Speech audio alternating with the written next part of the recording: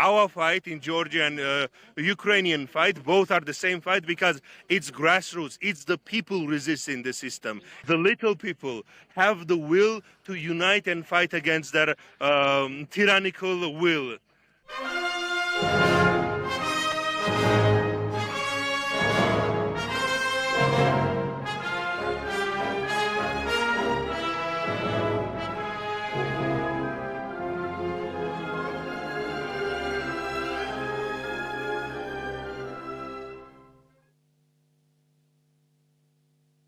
Hello and welcome.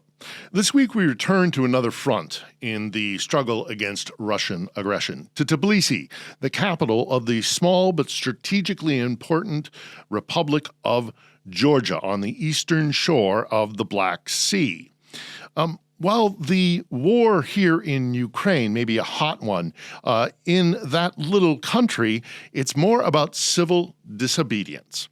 Our guest goes by the nickname of Bordo, and every night he dresses up in traditional costume and he goes down in front of the parliament alongside hundreds of others, sometimes thousands, tens of thousands, yes, even hundreds of thousands, who are there to express their dissatisfaction with the Moscow-based government. You know, it's all the same struggle, whether it is here in Ukraine, this war, whether it is taking to the streets in Georgia, or whether it is our own people in Western countries realizing that something must be done about the corrupting influence that Moscow is exerting. It's all about what's going on the edge. And that's why we're here. So, hello to Rostavela from Kiev. I'm happy to have you here because I like to talk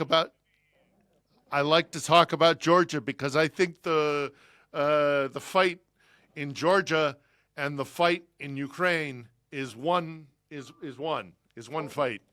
We are fighting against the same enemy, and we are fighting for the same thing, which is freedom and liberty. And of course, joining European Union and rejoining our European family. What number of days is it? It's 100 and how many days? I think it's 147, if I'm not mistaken.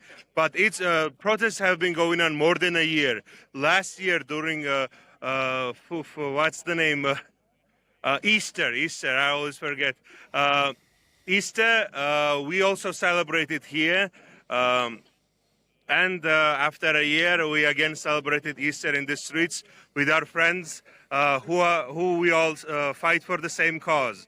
And we all stand with Ukraine. You can see always, I can find one right now. There is always Georgian and Ukrainian flags. I think I found one right here. Let me go to one. Can you? I think, can you see one? It's right. I see the Georgian flag. I see a Ukrainian flag. Yes, everywhere. And you can. I see a Georgian flag. I see a Georgian flags, EU flags, and of course Ukraine flag, because we all fight the same fight, and we all stand together. So beautiful, so beautiful. Yes, and all the people. So what? We can also have English flags as well. Many people from many parts of the world are represented here. Yeah, I see the British flag. Yes, it's so fantastic. Yes, the Ukrainian flag. So why are people in Tbilisi? Why are they on the streets for over a year? Why do they go on the streets? Well, unfortunately, our government has shifted its path from towards integrating with the West and integrating with Europe, and switched to joining Russian sphere of influence. And most people here grew up through a lot of wars, through a lot of conflicts. Older generations lived through Soviet Union. Younger generations like me lived through Russian wars. And we all know the tyranny of what Russian world brings, the Ruski Mir, the play on words they have, which means the Russian peace and Russian world at the same time. And unfortunately, they have infiltrated our government and bought over many politicians. And Georgian people now have to stand up again. We have stood up many times before, and we will stand up always for our freedom and for our future. This is the same street where 9th of April, few weeks ago, we celebrated 9th of April. This is 9th of April memorial, where during 1989 was the first massive protest that started in Soviet Union that laid the groundwork for freedom movement all over the main Soviet core and started the crack that destroyed later Soviet Union. But unfortunately, our government members, so you can see how much corruption is in this country. Our so-called government members who came into power illegitimately by faking the elections have declared that it wasn't the Russians who attacked Georgians in 9th of April in 1989. It was a foreign power. And now foreign powers are fighting against Georgia as well to basically imply that Western powers caused what happened, the massacre that happened in 9th of April, where peaceful protesters were Russians sent tanks and artillery and even planes to crush peaceful protesters. More than 20 people died, unfortunately, and now our government can't even admit who did that. And they're saying it was some sort of foreign government. Now they're always using that like either deep state or the global war party or some like Illuminati like foreign agents that is trying to take over Georgia, not the real force that is Russia that is trying to take over Georgia. It sounds very similar to what they say happened here in Ukraine, that it wasn't the Ukrainian people, that it was somebody who made them protest against Moscow. But Moscow will never admit that it is their own actions that is causing people to try and break away from them. I remember being in Georgia in 2008 when they did the same thing, you know? So it's the same fight, I think, between Ukraine, Ukraine, Georgia, the West, the European Union, even America, where they infiltrate our politics as well. So we all have the same fight. That's how they do it. They don't have a highly trained military, but they have really highly trained spy network that they use to infiltrate every world government to destabilize and break away the connections that unify them. They can only bully and manipulate people. They cannot actually provide anything valuable that someone could think, hey, maybe let's be friends with Russia because they have so many benefits to offer. No, it's always violence. It's always terror. And unfortunately, I think at some level, they cannot believe that people have the will to resist them and would want to resist them. And they imagine so many boogeymen that are behind this protest, Ukrainian protest and fight currently that's going on, or any other protest that go against their will, because they cannot imagine that people have will. And people have their own destiny and people have their own mission in the world. They believe that someone in charge, someone with a big strong fist decides everything that goes on. And our fight in Georgia and Ukrainian fight, both are the same fight because it's grassroots. It's the people resisting the system. It's the people resisting the oppression. They can only imagine top-down world where the ogres and giants and dragons, with my helmet, can tell I love a lot of mythology and fantasy. So I view the world with those like a fun, symbolic way. And they cannot imagine that people, the little people, have the will to unite and fight against their tyrannical will. Yes, I agree. I never thought I would be talking such serious topics about somebody with somebody dressed like Gimli. Well, I do love Gimli, but I'm dressed like a typical Georgian knight, and that is one of the symbols I try to carry, that this is not a youngsters rebellion, as current Georgian politicians like to present it, that young people, students are just rebelling against the wise parents. This is historical fight that our ancestors and our ancestors have been fighting for freedom. And that's why I carry my helmet to create this connection with my ancestors, and not just my ancestors. Like, this is chainmail is a symbol of European knighthood, and that's one of the reasons I carry it. I also used to come to the protest fully dressed in Bogatyr armor. If you know Ukrainian mythology, I made that armor when Ukraine was invaded by Russia, to symbolize the continuation of the fight. Where, if you know the myth about Ilya Muromets, Russians have adopted that myth, but it's actually about Kiev and Rus, the original state of Ukraine, fighting off Eastern hordes that were coming in to destroy the lands and bring barbarism in. So the battle between civilization and culture against barbarism and invasion has been raging for more than 1,000 years. And we need to revive those ancient symbols, because one of the things that Russia is currently using is this pseudo-conservatism and this idea that we are the ones who only have culture and only love history and only protect the values. But values that they protect are not real values. They protect only like base filthy version, like beating your wives, abusing your family, being drunk all the time. That is not European values. That's not Eastern European values. That's not neither Ukrainian nor Georgian values. The fighting for freedom, fighting for liberty, and fighting so that you can express yourself freely. That is the values that we have, and that's why we want to reconnect with Europe. That's what we see. It's not just safety from Russia, both from Georgia and I would say Ukraine. It's for connecting with the culture that shares our true values, not the barbarous values that Russia tried to present, but the real love of the family, love of our traditions, and not just like caricatures of our traditions, the true essence of it, the fight for freedom and fight for passion and expression.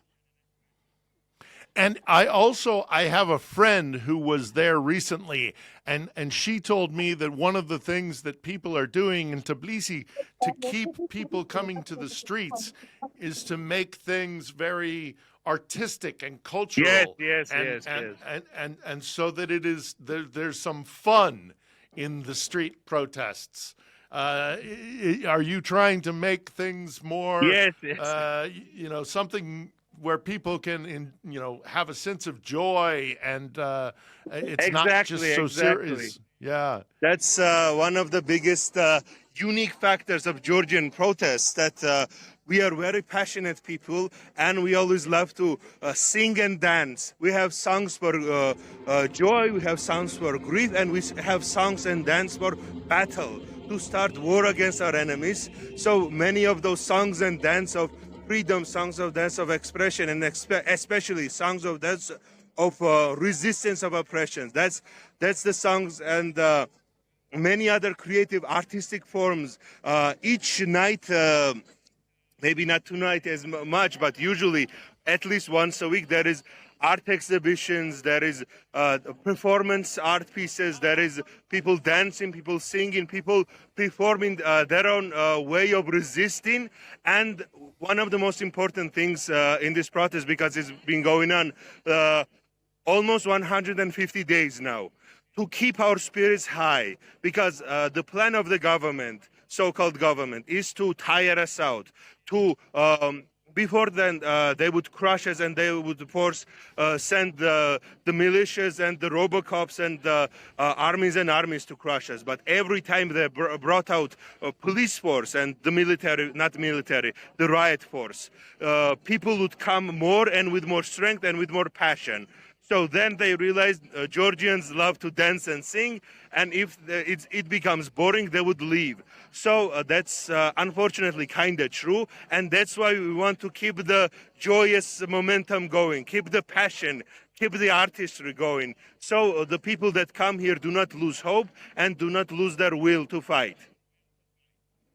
And they're afraid of that, I think. What is Yes, do you yes. think the government will the Moscow Ivanishvili and the Georgian Dream, this party, do you think they are afraid of you? Of course, if they were not afraid, they would not be jailing us. They would not be fining us. They would just let us tire ourselves out.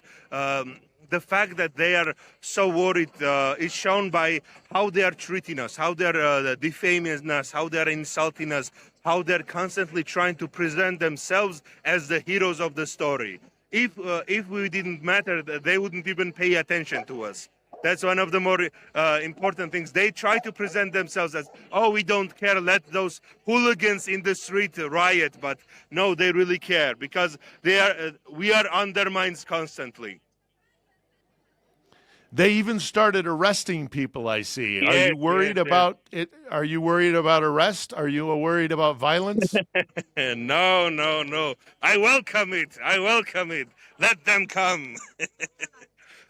One of the things they're using right now, other than arrests, just the meaningless arrests without any cause and without any due.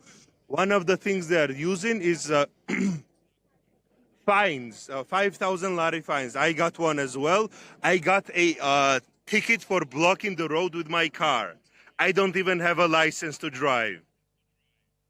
That's the level of That's the level of insanity we are on. Everyone's getting a fine.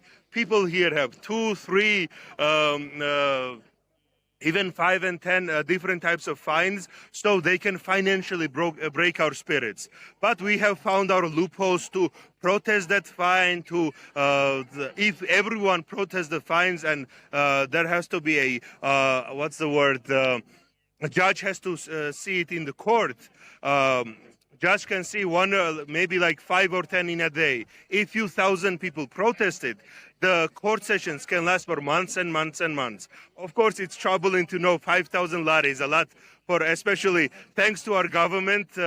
Most of the people don't have a lot of money, and 5,000 lari is at the very least, I don't know, 3 to 5 months worth of pay. Most people don't even have that much income. They pretend and say, oh, average income in Georgia is like 2,000 lari, but in reality, most people work for 1,000 to 500 lari. I'm one of those people. I'm an artist, so I don't have a typical job. I have a YouTube channel. I have a lot of side hustles, and I barely make few hundred laris a month. So 5,000 lari is a really big amount to crush our spirits. But even though we still find our loopholes, we still find some different ways to try to resist it. And I've even talked to people who have 25,000 lari fines, which is almost impossible to pay if you're not rich enough. And unfortunately, they are also coming after the ways we fund people who are fined. There are communal funds that pay off those fines. But the government has been going after those institutions and blocking them so they cannot gather money for the people to pay off the fines. And there are many other tactics to demoralize us, crush our spirit, but we still fight on. What is the spirit of the of the Georgian people? How is even with all these fines and the arrests and all the rest of it?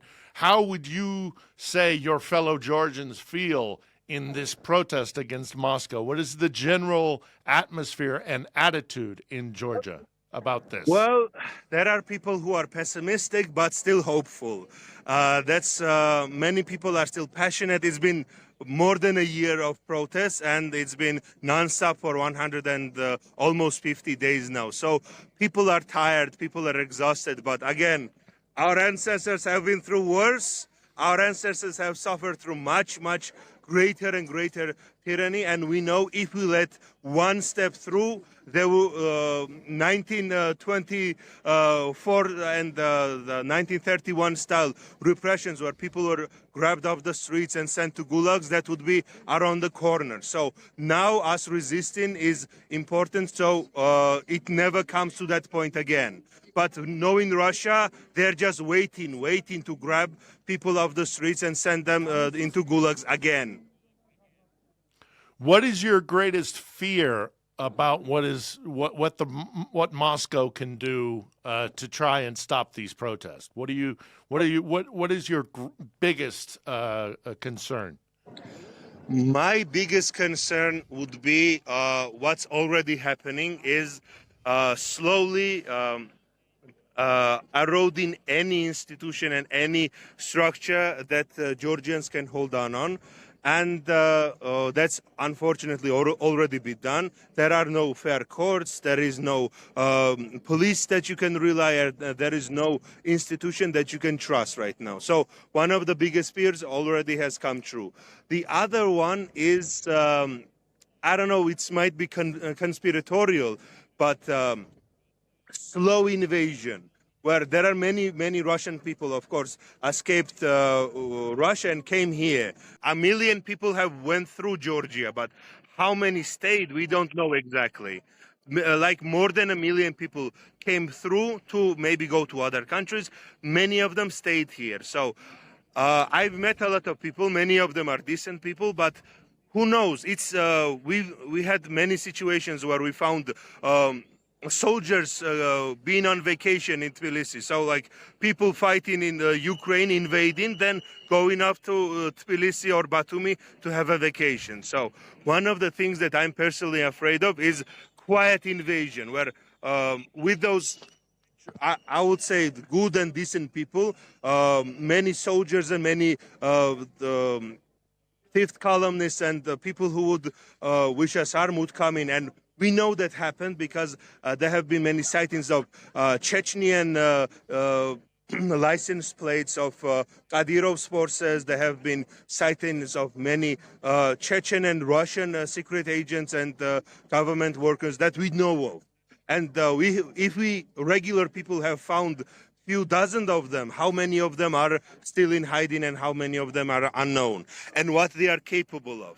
That's one of the things that's been happening. Many people have been disappearing, being grabbed off the streets by so-called police, but they don't have any uniform. They don't have anything to identify themselves. And maybe one day it won't be a police officer. It will be one of their forces. And that's one of the things I'm worried about. Not direct invasion, because if Russians actually try to invade Georgia, even the people who support the government, they would also stand together. That's one of the biggest victories of the current government's actions, is that they divided Georgian population through the exact same propaganda they're using in America, in Europe. That's like fighting the woke, the LGBT, and all those ideas that somehow the West is trying to turn all of Georgia into gay or something, and all of the ridiculous ideas. But that divided the population and the propaganda.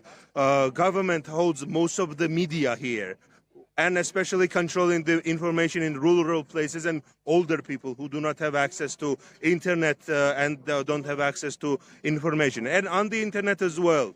That's one of the biggest victories Russia has all over the world, is their propaganda machine is really, really powerful. Really powerful, not just here, all over the world. And that division of the population is one of the reasons they are able to hold on to power. Because at the very least, 35 to 40% of Georgians do actually support them, did actually vote for them, but they had to, like, the fake elections were faked because they needed more than 50% to control the parliament. And they added about 15 to 16% over the threshold, to go over the threshold. But they genuinely won about 40% of the vote. So 40% of the at least voting population actually supports the government. And that's the unfortunate part. Division of society and secret invasion. That would be my two biggest threats. Yeah, well, we saw that happen here in Ukraine, and we see it happening in Europe and in America, too. They divide and they conquer. This is Moscow's way. That's one tactic they know. Do you think, how many Georgians do you think understand this threat, that Moscow is trying to tell them lies? Anyone who is here understands it, and there are many people. Of course, like there are only few hundred people right now, and we usually got in the beginning about 300,000 even. Some would estimate the biggest protest. So there is a large contingency of Georgians who understand this threat, and many of them might not be here because many of them have jobs, many of them are busy, some of them are even working for the government. That's one of the biggest tools Russia and the Russia-like governments use. That they keep people in poverty and give the poorest of the population small little jobs or small little benefits and make them rely on the government's aid. So when the elections come, when the sorry, I think March is coming in Aroy. When That's okay. elections come, they can use them, and when they want to quell protesters, they would call them and say, "Hey, your benefits would be cut if you speak out against us." So there are minority, not a small minority, 1/3 of the Georgian population who are actively fighting against it, 1/3 who are basically brainwashed, and 1/3 who are silent but do not know what to do in this situation because they are controlled by these institutions, you could say. What about the people who want to change Georgia? What kind of new country do they want to build? There are many different ideas and many different movements rising. One of the biggest difficulty we have of overthrowing the government for years, for even a decade, is that our opposition is controlled. Our opposition is basically our government structure is between national UNM, the national. Sorry, can't remember the Natsebi party, if you know Georgian politics, the Saakashvili party, the previous president's party, Yeah.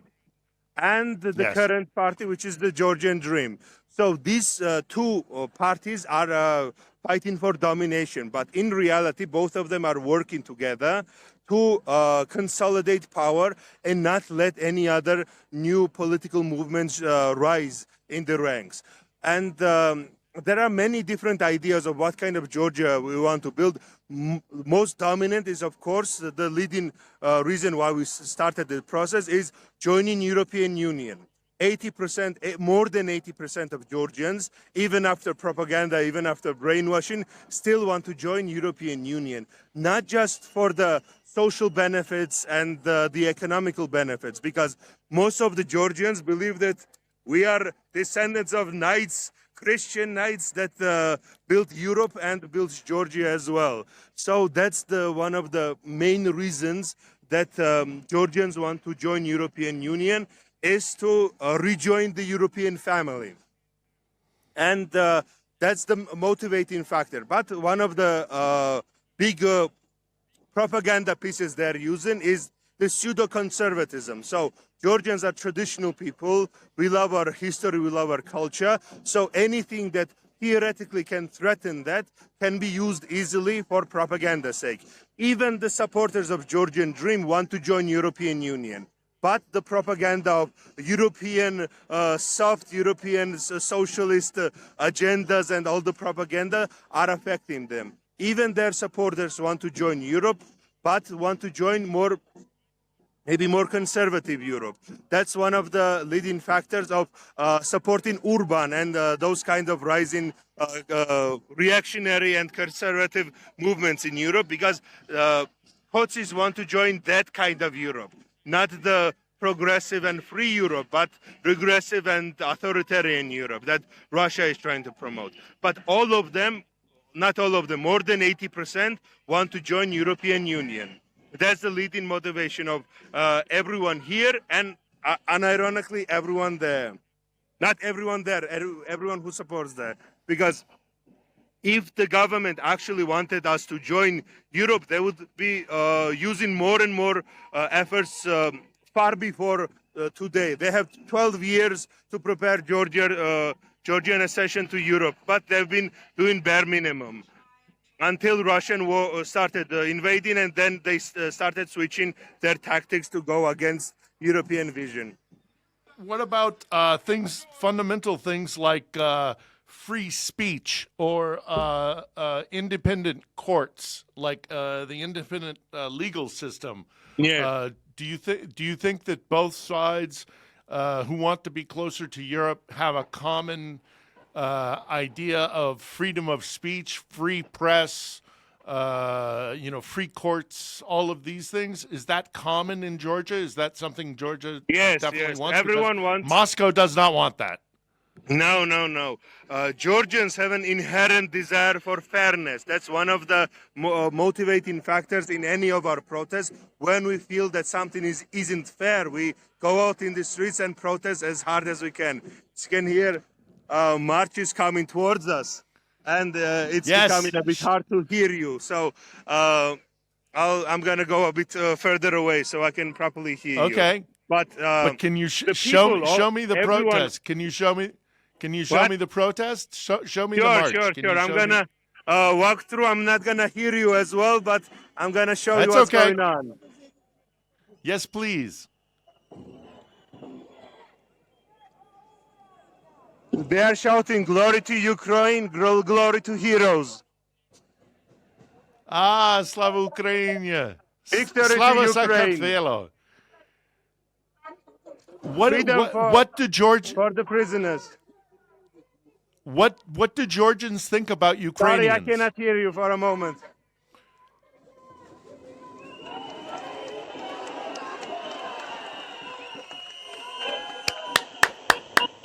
Fire to the oligarchy!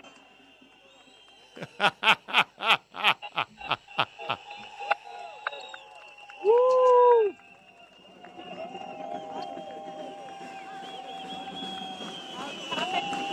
Bordo, can you hear me? I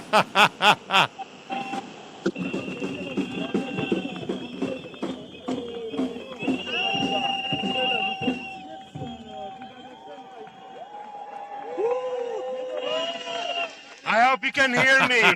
I cannot hear you for a moment, but I can hear you. That's okay. That's okay. What do Georgians? What? Go ahead. You speak. What they were shouting was glory to heroes, glory to Ukraine, glory to freedom for the political prisoners, and one of the newer catchphrases is fire to the oligarchy. Tsetskli oligarchias. Fire to the oligarchy. What do Georgians think about Ukrainians?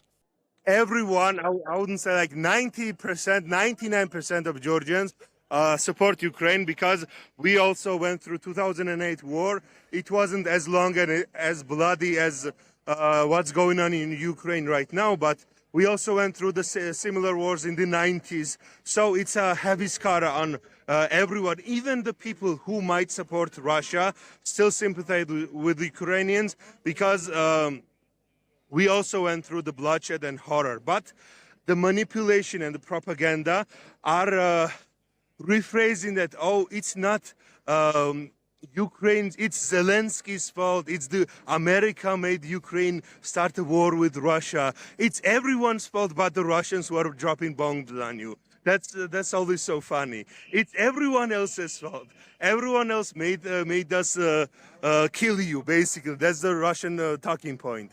That unfortunately that's been becoming more and more popular. But everyone supports Ukraine and everyone stands with the Ukrainian people. But again, propaganda made some people think that it's West's fault and not the Russia who is bombing them. And unfortunately, you see that in the West as well, in America. Even Donald Trump is repeating Russian propaganda lines, which is very unfortunate. Well, yes, because somebody who used to live in under Moscow's control, you can see the propaganda, I am sure, because we see it here in Ukraine. It's the same thing. It's the same weapons. Moscow uses the same weapons over and over again. They're not very creative. No, they're not very creative. Do you see similarities between what happened in text? what people who are protesting against Moscow? What about the people? Do you see similarities between the protests on Maidan, for example, in 2014, and the protests that are happening on Rustaveli now, or Batumi, or wherever around Georgia? Do you think these are similar protests? Yes, there are many similarities. I hope you can hear me properly. Yes, I can. There are many similarities. One of the fun facts, because I started wearing my helmet about a year ago when the first protest started, and Russian bots started.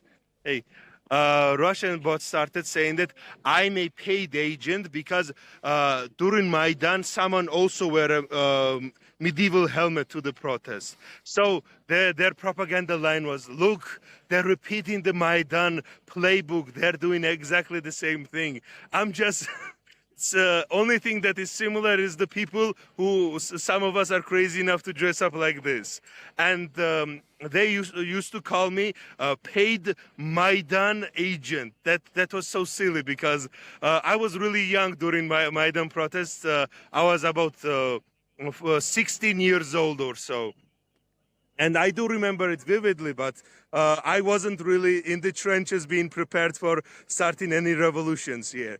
So one of the similarities in Maidan and Georgian protests right now is that it's grassroots, it's people coming together to protest, and it is driven by young people, youth, the young rebellion against the old Soviet, I don't know, remnants in society, because yes, the structure collapsed, or the Russian Empire, yes, the Russian Empire, because the biggest problem we have both in Ukraine and in Georgia is the older generation who, yes, might be physically free from the Soviet structure, but they were raised in that institutions, and the propaganda brainwashing, that the structure that was left in their brain to be easily susceptible to propaganda, that is still remains, and that doesn't work on young people as much. So young people are easier to see through the propaganda lines and see through the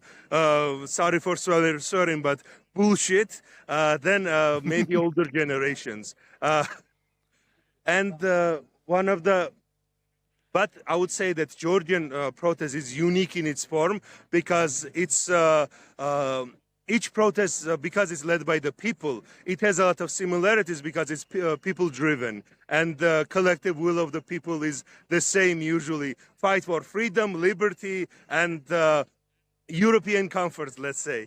And the differences is that Georgians have their own unique spirits, a unique twist, but unfortunately, one of the difficulties we are facing is that because Russia went through the Maidan and lost there, they are prepared for it. And before even talks of massive protests started, the anti-Maidan movement started in Georgia. It was completely driven by government workers and basically Georgian government spies, but the intent was to prepare society before even protests started, that the protests were illegitimate, was funded by CIA, that we are all paid actors. It's one of the lines that still goes on, that all of us here are paid actors. You know, who has the money to pay so many people off? You know, I wish I had...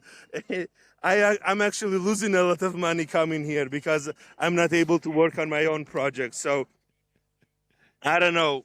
Even if someone offered me money, I wouldn't take it, of course, but who has the money to sponsor hundreds and hundreds of people coming out every day to stand up against the evil tyrannical system and stand for what they believe in?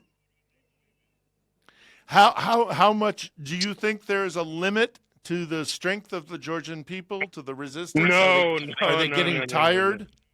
No. Georgian people have been fighting for freedom for thousands of years. We went through every Eurasian empire and survived every great empire's conquest. But one of the biggest weaknesses that unfortunately Russia has on us is that they know our character and they have studied us quite well. They know that we are rambunctious but easily distracted people who can gather together and fight for what they believe in great danger. But if they snuck in, if they slowly and slowly change one policy, replace one government official slowly, like boiling a toad in a pot. You cannot boil it fast, it will jump out. If you slowly increase, that's one of the reasons we are in this situation, because Georgians, when the threat is great and threat is obvious, that's one of the things. When the threat is obvious, we all gather together, we all fight, and we all fight for freedom. But when slowly and surely you pit people against one another, one of the biggest weaknesses we have Georgians is that we love to infight, and we have those like centuries long feuds, and that's one of the reasons Abkhazia and South Ossetia happened, because there are many different peoples with different ideas of their independence. We want independence, but we don't know what that independence means and what that independence will be formed by. So if you gather 5 people, each of them would have their own ideas, their own ambitions, and their own will to become the next leader. So that's what they're using against us. They're pitting each and every one of the people against one another. Divide and conquer. The other thing that they do, the other thing they do is they send corruption. They pay they pay greedy people. How concerned are you about corruption from Moscow in Georgia, where they're paying maybe rich, make Georgians rich with their corrupt money? Are you how worried are you about that in Georgia? Of course, we have the textbook example, which is Bidzina Ivanishvili, a Russian oligarch that was sent here to literally do exactly what you described, where he used his money to create a parasitic system where all the parasites grabbed onto his money. He's feeding his blood, his money. He knows that it's corrupt. He knows that they're stealing money. There are many corruption cases around his own finances. So he knows that when he puts money into some project, it will be stolen, but he wants to breed corrupt people and corrupt systems. One of the unfortunate remnants of Soviet Union is that corrupt system that people are comfortable with. Soviet socialist system would not work if corrupt system that traded everything in secret. And many of those people are still alive. It happened like 36 years ago or 34 years ago, Soviet Union. So many of the people that are alive right now became rich, became wealthy in that corrupt system. So they inherited that mentality. But my generation, I'm really proud of my generation, because we are really against any form of corruption, because any form of corruption that there are people coming off and wishing me happy Easter, and so our new generation is against that mentality. But we saw, unfortunately, that mentality of corruption is all over the Soviet Union. That's in Ukraine, that's in Georgia, and in Moldova, all over the world. So Russian tactic of taking over a structure is to grab that parasitic systems and make them live off their own money. But if the new generation cannot exist in the parasitic system, they have no one to control. That's one of the hopes I have, that even if everything goes wrong, newer generation will not accept that kind of mentality of abusing others, stealing money, and being corrupt. And one of the other things about Georgia is that there are cities where there are people who are educated and they have good jobs, but then there's the countryside where they don't have the internet, they don't have good money. How widespread is the resistance to Moscow in Georgia? Is it only in places like Tbilisi or Batumi, or is it all around the country? That's an interesting question, because I would say that even in big cities like Tbilisi, there are many educated people sorry, who don't have any jobs. So I would consider myself as one of them. Poverty is all over the place in Georgia, and one of the unfortunate sicknesses that we have right now is that everyone is trying to escape the country and go to the West and become migrants and become cheap laborers, people who are professors, people who have doctorates, people who have high education would rather scrub toilets and become caretakers in the Greece or Italy or Germany than work here, because there are no real opportunities for people to work and like not just work with dignity and get paid with dignity. And that is in the worst case scenario in the rural regions. We had a case where one town that is completely reliant on mining, that the mining town was shut down, and they are in complete disarray because their whole economy was reliant on the mining, and they just shut it down because it wasn't as profitable as they wanted it to be. It was profitable, but not as much as they hoped. What are your hopes then? Can this change? Do you think it can change so that people aren't leaving Georgia but staying and building a new country? Yes, that's my biggest hope, because what I do is historical reenactment, historical art, and make costumes, make armors, make videos about history. What I do here is completely and not profitable. Only thing that is keeping me here is the love and passion that I have for my country. But everyone in my generation is like, either I'm gonna fight till the end or I'm just gonna leave, because there is no hope. And that's what one of the things I'm trying to fight for is keeping the hope alive, because if we lose, all of the people would just leave and would rather be poor in a Western country than live here. That is one of the biggest tragedies of our generation, that everyone is running away to a better world, but they cannot find a better world. And Yeah, my but hope is is, how? No, go ahead. Go ahead. What's your hope? my hope is that if not when we finally manage to carve our future and bring a new generation into politics, we will try to rebuild Georgian sectors. I have my own vision of what we can do, for example, in tourism, in historical tourism, what we can do in reviving the arts, because most of Georgians have great talent in arts. In Soviet Union, we were one of the biggest producers of musicians, of movies, of great works of art, basically. And when Soviet Union collapsed, my family as well, we are all, I'm a fourth generation artist, basically. I had famous actors, famous directors, famous musicians in my family. But when Soviet Union collapsed, the market for the artists was lost. But I think what I'm trying to do with the internet and with YouTube and with different platforms is to share Georgian culture and history and art. So if the government can actually help us out in this, to build a structure, we can actually become, for European Union, what we were to Soviet Union, the great exporter of artists, of creatives, of scientists.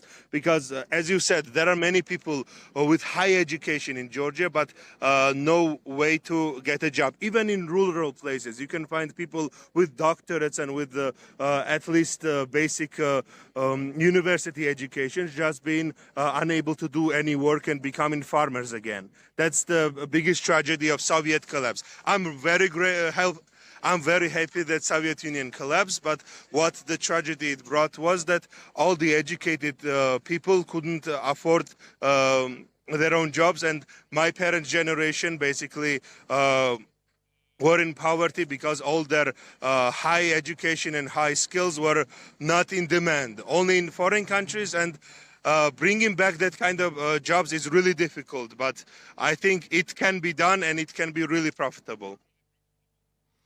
Do you think Moscow will ever let Georgia just leave? Will they ever abandon, or do you think it's always going to be a fight? That's a difficult question. I hope it will, but I don't think so logically, because Russia, as long as it has its imperial ambitions, will never let neither Georgia or Ukraine be. If God willing, and I'm sure of it, that Ukraine will win and win back all of its territories. It will be a matter of time until Russia rebuilds its forces to try again, until there is Russia and until there is a Russian mentality of I don't care about my life as long as the empire is great. I don't believe we can live in peace. Only thing we can do and only thing we can hope for is joining European Union, joining NATO, that can hopefully protect us. But the dream kind of seems further away than it ever was, unfortunately. Do you think the people who left Georgia because there's no future, would they come back, or do you think they will leave and be scrub toilets in Germany instead of or do you think their love for Georgia will bring them back? Love for Georgia, I believe, will bring them back, because you cannot find any replacement of Georgia anywhere else. It's such a unique place, unique nature, unique culture, unique people, that it's like a drug. You always will miss it. Even if you go to a better, quote unquote, better country with a lot of benefits, you will still miss the world. And something similar happened during early 2000s, where Rose Revolution happened, and Saakashvili's government came to be and started a lot of reforms and took the country out of the 90s post-Soviet hell. A lot of people, thousands and thousands of people, came back to the country and started building their lives. But then slowly again, new generation slowly left and left. I believe most of the people who left are waiting for a moment to return to a country where they can live a stable life. As long as we are under threat of destruction and under threat of war and constant in poverty, I believe that this poverty is by design, so people don't have enough money and enough ability to become middle class and to start resisting with more like institutional power and with more wealth. And I believe as soon as we have slightly better situation, more and more people, thousands and thousands of people will return. And when the Georgia actually becomes a stable and progressive country, and we finally manage to join European Union, I believe all of the people will return, because the biggest reason is that we have a lot of talented people in this country, but we don't have enough space for them. That's why unfortunate truth is that in Soviet Union, like my parents and grandparents' generation, some of them are really nostalgic for it, because they had the space to fully fulfill their desires, to fully express their talents and work to their fullest extent. Of course, it was Soviet Union, and they wouldn't get enough recognition as, for example, in a Western country. But the ability to actually work in their fields was glory enough to them. And that is why I personally want to join European Union, because I want for Georgians to have that space in European Union, to express themselves, to be creative, to be scientists, to be artists, to be dancers, and all the crazy things we love to do. And that is the biggest hope I personally have in for joining European Union. I don't know any more about NATO, but European Union at least seems more realistic at this point. What can you hope? What do you want the international? What can the West do to help Georgia?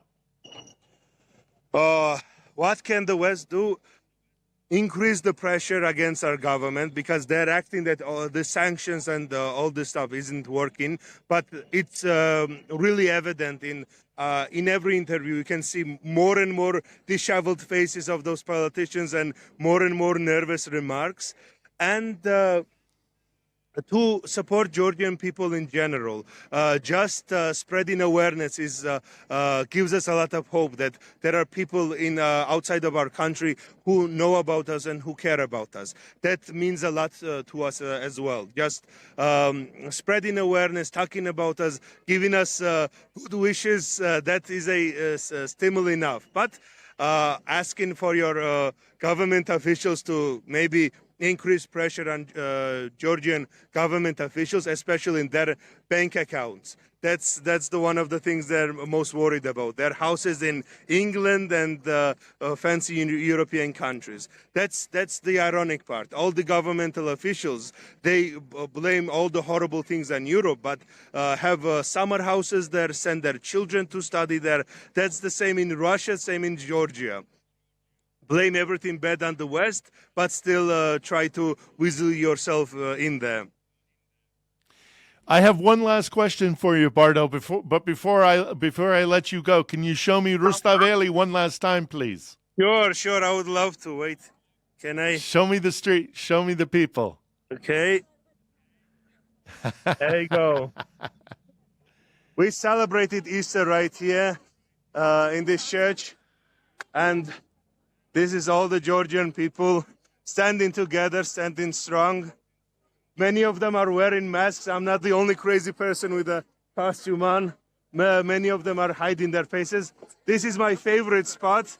This is the soup kitchen for all the hungry revolutionaries.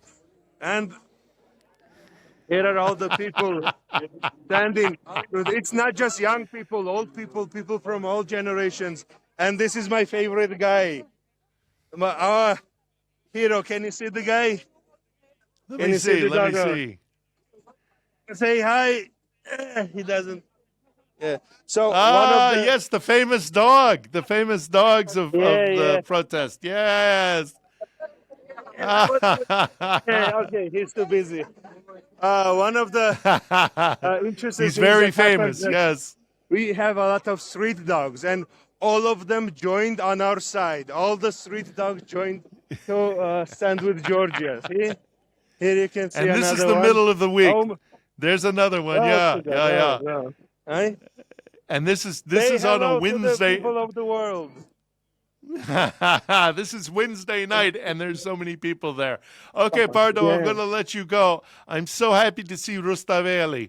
It's such. I love Tbilisi. Here's another one. European Union flag. Another dog. That's great. That's great. Imagine so many people spend every day coming here. So, and there's the people Ukrainian of the work, flag people again. of the street coming, spending their free time to stand together and show support to one another, show support to the world. And you can see young and people. They wear the masks. They wear the masks to protect their identity because they're afraid. Here are the old people of Georgia. Wonderful. Here are so many people so from so many generations standing together. Slava Sakartvelo. Slava Sakartvelo. So many people with costumes, so many people with masks. I'm trying to find some specific people, but here is also the last thing I wanted to show and show support to. Is the protesters, student protesters, who've been standing here, camping here for days on end. You can see. And they wear and Bordo they wear masks because they're afraid of the security, the police. Maybe they will arrest them or something. Is that why many people wear masks? You can see here there are security cameras everywhere, and they're using AI to identify faces. So people are hiding their faces and distorting them, so the security cameras cannot recognize them. Here are but they're still coming on the streets. But they're still coming out. Protesters, yes, of course. Nothing can break our spirit. Here are so many people standing here, day and night. Some of us come here from 8 p.m. to 11 and 12 p.m. But many of us stay here from day to night. And here you go. You can see all the protesters. This is smaller day comparatively for the other day. You can see one even carrying Georgian Legion flag. Yes, I see. Yes. Well, it's the middle of the week, Georgian so it's understandable. It's understandable. It's bigger in the weekends. So This is the beautiful Georgian people constantly fighting for their freedom for thousands and thousands of years. And no one can break our spirit. Not Russia, not anyone. Okay, I'm gonna let you go. Please tell everybody there on the street in Rustaveli that the people of Kiev stand together with them. The people of And we Ukraine, the stand people of with you. America. We stand with Kiev. We stand together. We stand together. We are Okay. together. All right. Is there anything else you'd like to say to the people before I let you go? Only thing I would like to tell is for Kiev to stand strong, because we also stand with you, and Georgia and Ukraine will join Europe together. We will fight together till the end. All right, Until go, the Marco. end. Until we are free. Slava Ukraini, slava Slava Saakashvili. Geroyam. All right. Thank you, my dear friend. Stay Thank safe, you and we for will stay in interviewing touch. me, and thank you for giving all of us voice and attention. Because recently the world is becoming so crazy that nobody has time to give a little attention to us. But I don't know. It's really important for us and for our doggos right here that you support us and support one another. And I don't know. Thank you very much. We will stay together. We will stay in touch. Thank you, Bordo. It's been nice talking Thank to you, too. Tell everybody there, please, that we don't forget them. We stand with you. We stand with Tbilisi. We stand with Georgia. All of us who understand what Moscow is and the threat from Moscow, we stand with you. Please tell everyone there.